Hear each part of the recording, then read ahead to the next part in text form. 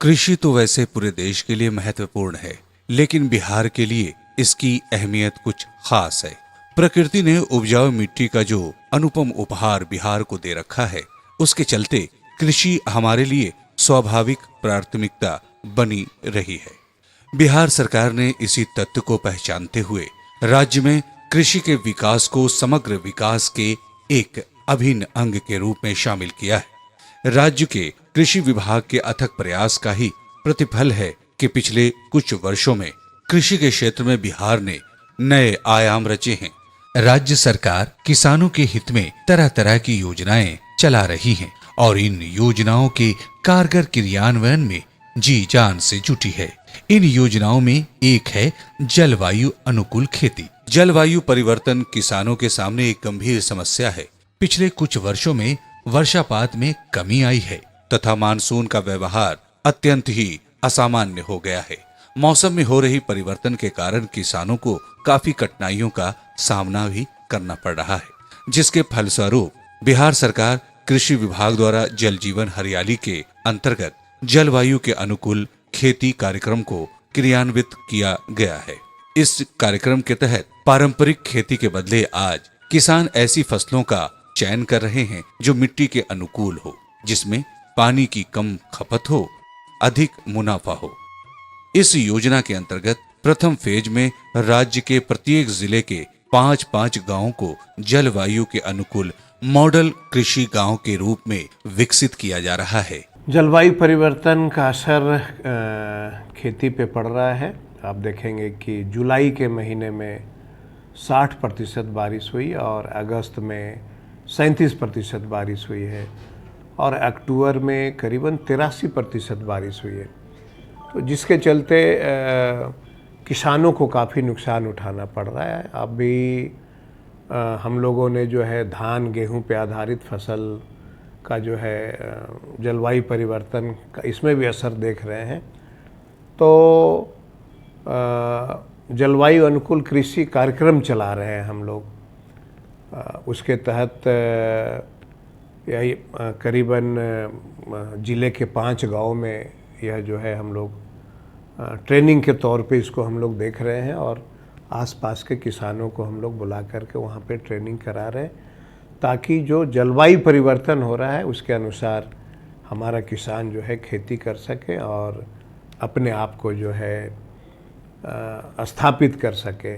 जलवायु अनुकूल खेती के अंतर्गत सरकार द्वारा फसल की अलग अलग किस्मों के बारे में किसानों को जानकारी दी जा रही है एवं विभिन्न प्रकार के आधुनिक यंत्रों के इस्तेमाल के फायदे भी बताए जा रहे हैं, जिससे किसान अपनी जमीन पर सालों भर अलग अलग फसलों के उपज के लाभ ले पाएं।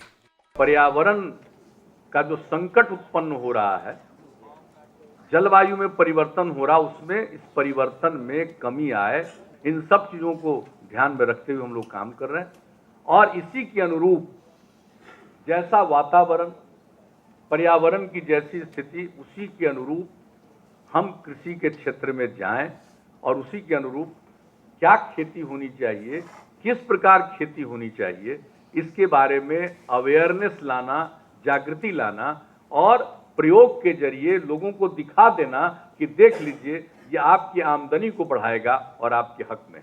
तो यही है जलवायु के अनुकूल कृषि कार्यक्रम। जीरो टीलेज कृषि बिहार के विकास की आधारशिला है। कृषि उत्पादकता बढ़ाने और किसानों के आर्थिक विकास के लिए सरकार के सहयोग से कृषि विभाग हमेशा प्रयत्नशील है। इसी दिशा में गेहूं की पैदावार बढ़ाने के उद्देश्य से किसानों के बीच जीरो टीलेज से गेहूं की खेती करने पर बढ़ावा दिया जा रहा है। इस तकनीक में कम पानी और कम मेहनत में सुव्यवस्थित ढंग से गेहूं की खेती की जाती है। जीरो टीलेज आसानी से अपनाई जा सकने वाली ऐसी तकनीक है जिसकी सहायता से उत्पादन लागत में कमी के साथ साथ गेहूं की बुआई बिना जुताई समय से की जा सकती है। धान की फसल की कटाई के उपरांत उसी खेत में बिना जुताई किए हुए जीरो टील सीड ड्रिल द्वारा गेहूं की बुआई करने को जीरो टीलेज तकनीक कहते हैं। पारंपरिक तौर पर गेहूं की बुआई हेतु खेत की तैयारी के लिए 5-6 बार जुताई की जरूरत होती है, परंतु इसका कोई विशेष लाभ नहीं होता। बल्कि इसकी वजह से बुआई में देरी हो जाती है। इससे पौधों की संख्या में कमी, कम उपज, उत्पादन लागत में वृद्धि तथा कभी-कभी बहुत कम लाभ प्राप्त होता है। खेत की तैयारी और बुआई की परंपरागत पद्धति के विपरीत जीरो टिलेज तकनीक अपनाने से न केवल बुआई के समय में 15 से 20 दिन की बचत संभव है, बल्कि उत्पादकता का उच्च स्तर बरकरार रखते हुए खेत की तैयारी पर आने वाली लागत बचाई जा सकती है। अतः किसानों को चाहिए कि जीरो टिलेज मशीन से गेहूं की बुआई समय पर करें। ज्ञात हुआ है कि लगभग सभी प्रकार की मिट्टियों में जीरो टिलेज से गेहूं की बुआई लाभदायक है। हम लोग जीरो टिलेज से खेती करने के लिए हम लोग को अनुदान मिला भी है और इसमें बहुत सारे फायदे हमको बुझाया। उसमें पहले जो मैंने परंपरागत ढंग से हम लोग जो खेती करते थे उसमें बहुत सारे खर्च भी हो जाता था हम लोग को और ढंग का खेती नहीं हो पाता था, लेबर ज़्यादा लगता था। इसमें लेबर का प्रॉब्लम बहुत नहीं के बराबर है और उपज भी बहुत बढ़िया हम लोग को बुझा रहा है। पानी की भी बचत हो जा रहा है हम लोग को। तो मिला जुला के हम लोग को लगा कि बहुत अच्छी है। बालू भी अच्छा निकला इन साल। अनुमान है कि उससे कम से कम बहुत ज़्यादा बम्फर पैदा हम लोग को मिलेगा जो परंपरागत खेती थी उससे। हम जीरो टिलेज से खेती किए हैं, जो कि जो है सो 6 एकड़ में किए हैं। अभी देखने में तो बहुत सुंदर है। मशीन से खेती करने पर जो है सो जब पहले 3 बार जुताई जो करना पड़ता था, 3 बार जुताई, पाटा लगाना, अब जो है सो वो सब जो है सो नहीं करना पड़ता है। एक बार में ही जो है सो जुताई के साथ बीज और जो है सो खाद जो है सो उसके जड़ में जाता है, जिससे जो है सो पौधा जो है सो अच्छा जो है सो होता है और जो है सो पानी भी कम लगता है। फसल अवशेष प्रबंधन सरकार की योजनाओं में यह एक महत्वपूर्ण योजना है। जल, जमीन और जलवायु जीवन के अति आवश्यक तत्व हैं। इन्हें प्रदूषण से बचाना अनिवार्य है। आज की कृषि प्रणाली इन तीनों की गुणवत्ता को बचाते हुए खेती करने की राह दिखाता है। अज्ञानता के कारण किसान फसलों के अवशेषों को जलाकर खेत की उर्वरा शक्ति के साथ साथ पर्यावरण को भी दूषित कर रहे हैं, जिससे होने वाले नुकसान इस प्रकार हैं। फसल अवशेष जलाने से मिट्टी के पोषक तत्व नष्ट हो जाते हैं। मिट्टी में कार्बनिक पदार्थ की क्षति होती है। जमीन में पाए जाने वाले लाभकारी सूक्ष्म जीवाणुओं का सफाया हो जाता है एवं एरोसोल के कण निकलते हैं जो हवा को प्रदूषित करते हैं। इसके साथ ही फसल अवशेष जलाने से बचे राख में खतरनाक किस्म के अवयव प्राप्त होते हैं, जो इस प्रकार हैं।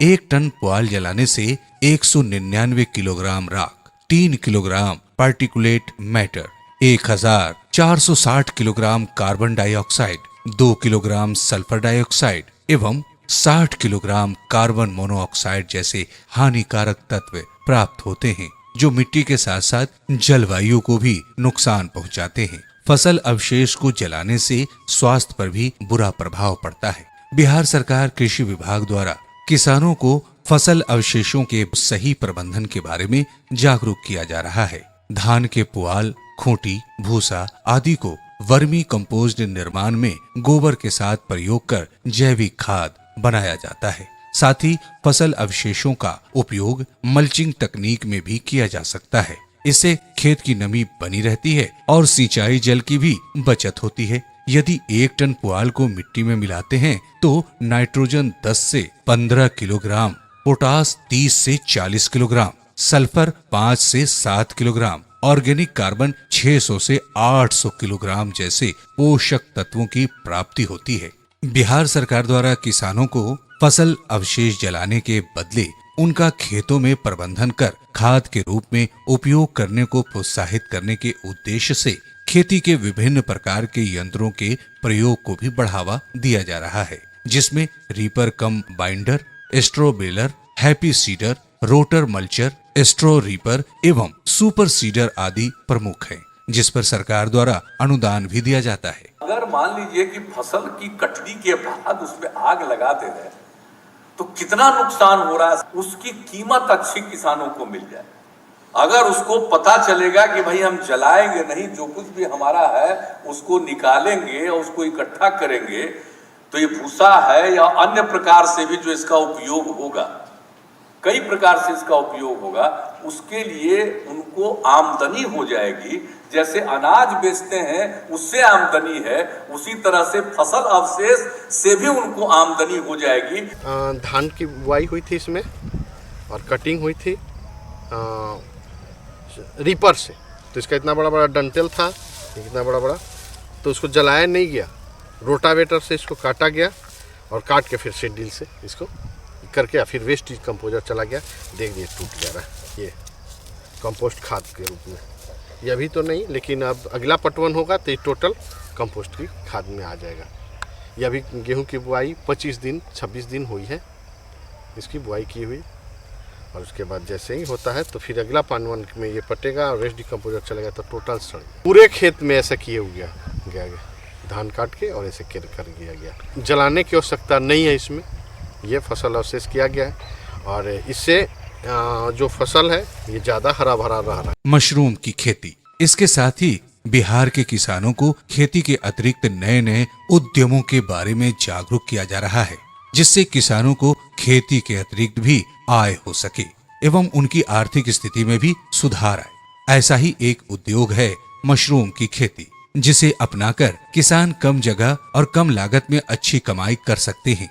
मशरूम का उपयोग विभिन्न प्रकार के खाद्य पदार्थों एवं औषधि के रूप में किया जाता है। इसकी खेती घर के अंदर एक कमरे में भी की जा सकती है एवं इस पर जलवायु का ज्यादा प्रभाव नहीं पड़ता, क्योंकि इसकी जलवायु को नियंत्रित किया जा सकता है। मशरूम उत्पादन के पश्चात बचे अवशेषों को जैविक खाद के रूप में भी इस्तेमाल किया जा सकता है। बिहार में मुख्यतः oyster mushroom, button mushroom, milky white mushroom और पैडीस्टर मशरूम जैसी किस्मों की खेती होती है। मशरूम उत्पादन में स्पॉन का बहुत अधिक महत्व है, जिसे मशरूम बीज भी कहा जा सकता है। मशरूम उत्पादन के लिए बिहार सरकार कृषि विभाग द्वारा कौशल विकास के अंतर्गत किसानों को प्रशिक्षण के साथ साथ अनुदान भी दिया जाता है। परिणाम स्वरूप आज बिहार के गांव में महिलाएं इस दिशा में काफी उत्साह के साथ आगे बढ़ रही हैं। नारी सशक्तिकरण के रूप में गांव की महिलाएं स्वयं सहायता समूह बनाकर इस व्यवसाय को सफलतापूर्वक कर रही हैं एवं महिलाएं स्वावलंबन की दिशा में आगे बढ़ रही हैं। इस व्यवसाय से इनकी आय में वृद्धि हुई है तथा इनकी आर्थिक स्थिति भी सुदृढ़ हुई है। समूह द्वारा मैं मशरूम का उत्पादन करती हूँ सर। इसके पहले